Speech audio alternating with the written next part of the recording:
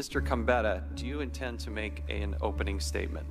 On advice of counsel, I respectfully decline to answer and assert my Fifth Amendment privilege. Mr. Thornton, do you intend to make an opening statement? On the advice of counsel, I respectfully decline to answer and assert my Fifth Amendment constitutional privilege. Mr. Gambetta, did you produce your immunity agreement this morning as required under the subpoena? On advice of counsel, I respectfully decline to answer and assert my Fifth Amendment privilege. As I understand it, you were one of the 2 employees assigned to PRN in the Clinton account. Did you send or receive this email? On advice of counsel, I respectfully decline to answer and assert my Fifth Amendment privilege. If I understand the email correctly, every single employee at PRN could have accessed some of the most highly classified national security information that has ever been breached at the State Department. Can you prove that no other individuals accessed this data or even passed it on to someone else? On advice of counsel, I respectfully refuse to answer and assert my Fifth Amendment privilege. Well, one last one here. Mr. Gambetta, you're an IT guy who's paid by the Clintons. Generally, IT guys don't erase their clients' emails unless they're told to do so. So who told you to delete the emails? On advice of counsel, I respectfully decline to answer and assert my Fifth Amendment privilege. Do you plan to continue to assert your Fifth Amendment rights? Is that your plan? Is that your plan? On advice of counsel, I respectfully refuse to answer and assert my Fifth Amendment privilege. And you, Mr. Thornton? On advice of counsel, I respectfully decline to answer and assert my Fifth Amendment. Given that you have indicated that you do not intend to answer any questions out of respect for your constitutional rights, we will now excuse you from the table. Mr. Thornton, given the vulnerabilities identified by Datto, are you aware of any hacks of PRN's systems? On the advice of counsel, I respectfully decline to answer and assert my Fifth Amendment constitutional privilege. Were you interviewed by the FBI? On the advice of counsel, I respectfully decline to answer and assert my Fifth Amendment constitutional privilege. You can't answer the question about whether or not you were interviewed by the FBI? On the advice of counsel, I respectfully decline. Given that the witness has indicated he does not intend to answer any questions out of respect for his constitutional rights, we will now excuse Mr. Thornton from the table.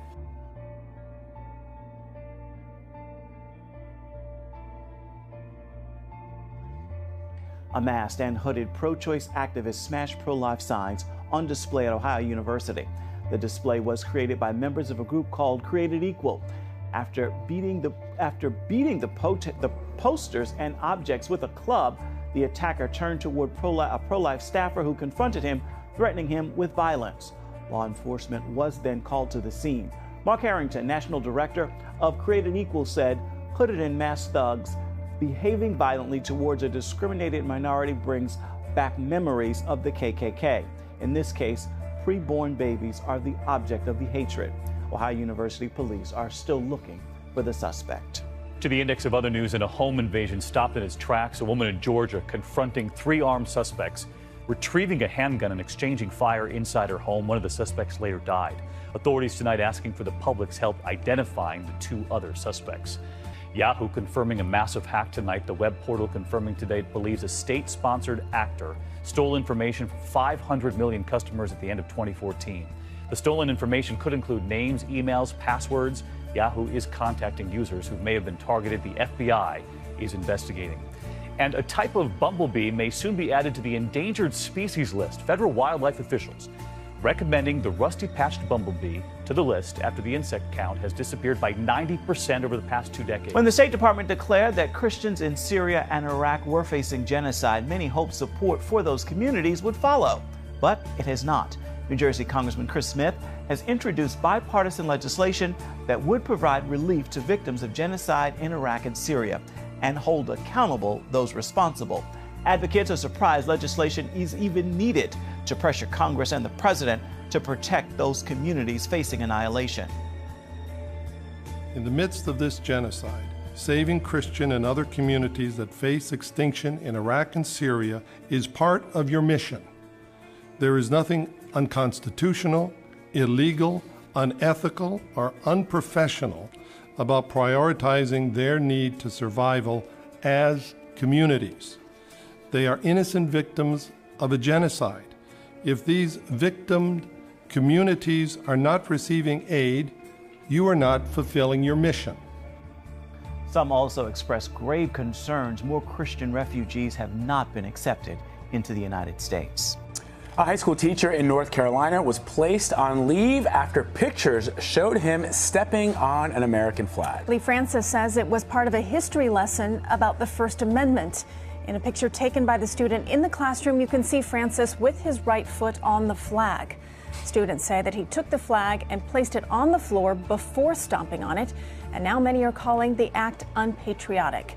Francis says that he has received hundreds of angry emails, even death threats. I put it on the ground, and I'd use my right foot and I'd take 2 steps on it. And immediately 2 kids get out of the room. We have a level of students that are mature and are expected to be mature. And so, no, that was not the reaction I was expecting. Francis continued to defend his actions, saying the case that he was teaching about directly protects this type of freedom of speech. That is the Texas versus Johnson case. And now that 1989 case looked into whether flag burning constitutes symbolic speech protected by the First Amendment. The ruling was, yes, it does. A Rhode Island man has been convicted of plotting a lone wolf attack for the Islamic State. Nicholas Ravinsky pled guilty to conspiracy, including a plot to behead conservative blogger Pamela Geller. Prosecutors said he wanted to murder Geller for her outspoken criticism of Islam. Ravinsky faces a sentence of between 15 and 22 years. Disturbing video to show you now the harsh consequences of overdosing on opiates. And we want to warn you that this is hard to watch for so many of you. You can see a mother right now lying unconscious on a store. You're about to see it. Store floor with her 2-year-old daughter as she cries so desperately. There's the video there trying to wake up her mom. The woman collapsed from an apparent drug overdose in an aisle of a Family Dollar store in Lawrence, Massachusetts. Just heartbreaking there. It really is. A clerk called 911. Paramedics arrived just a short time later. They were actually able to revive the woman with Narcan, which is used to actually reverse opioid overdoses. She now faces child endangerment charges, but investigators say that they do not have enough evidence to actually charge her with any drug-related violations. On Capitol Hill, a U.S. senator is looking into the legality of President Obama's transgender bathroom guidance to every public school in America. Oklahoma Senator James Lankford says too often the Obama administration attaches new regulations to old laws in order to get around Congress. His subcommittee on regulatory affairs this week questioned representatives from the Departments of Labor and Education about how they justify the sweeping guidance. I mean, they just created this really odd rule that takes away people's individual privacy for the sake of preference for another group. We need to be able to protect all groups in this process and to be able to honor. They need to have some basic what's called notice and comment. They created this rule, didn't ask anyone, just tried to impose it. That's not how we are as Americans. We're still a country of the people, by the people, for the people. And when the people get cut out, it doesn't work.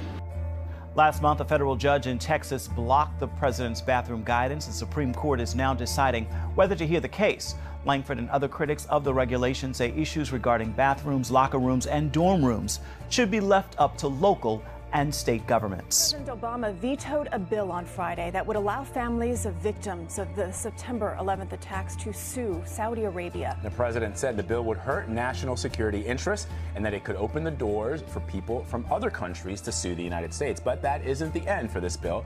Congress is expected to override the veto for the first time in President Obama's presidency. IRS Chief John Koskinen faced angry Republicans in Congress Wednesday over the IRS treatment of conservative groups in 2010 and 2012.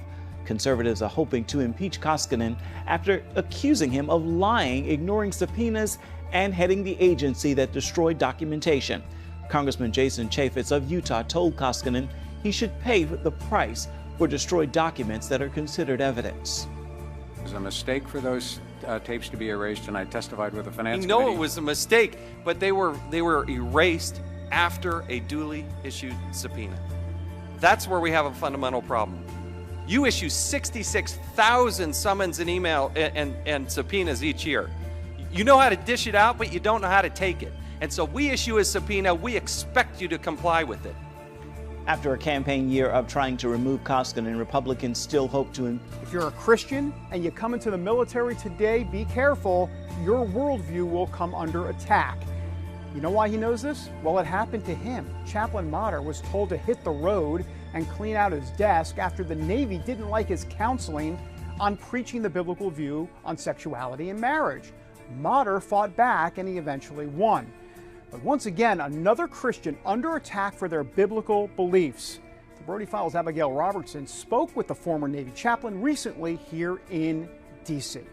Can you just first tell me about what you have been through for the past couple of years? It's been difficult for me, but the good news is I won, and the Navy exonerated me from all charges. They put me back on the promotion list. They gave me back my retirement, of which I just retired this week.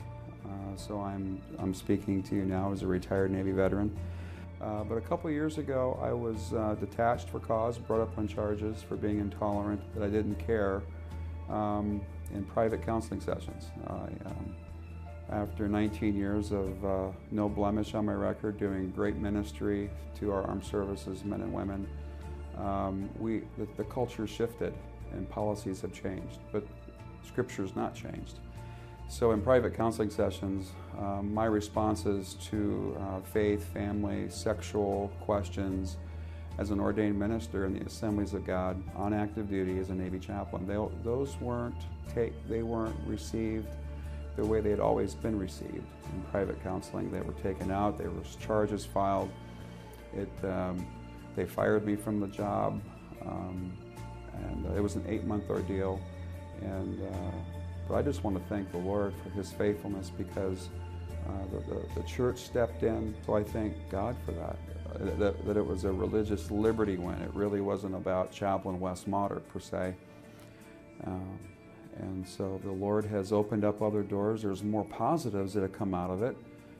I cry easier. I think I preach better. I love my wife more. And I am now the newly elected senior pastor of Stone Church in Chicago, Illinois. And so all of these things happened for me to be able to be where I'm at today, and I'm thankful.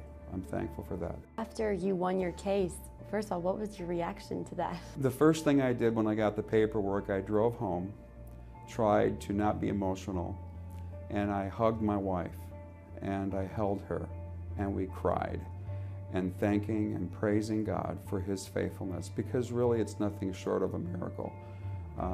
Typically people don't recover from this sort of thing. But I want to encourage your listeners, I want to encourage the body of Christ that, you know, sometimes trusting God is a moment-by-moment thing. Sometimes you have to relearn how to trust God. But ultimately I knew the Navy would have my back. Ultimately I knew the Navy would do the right thing. They needed to be coerced.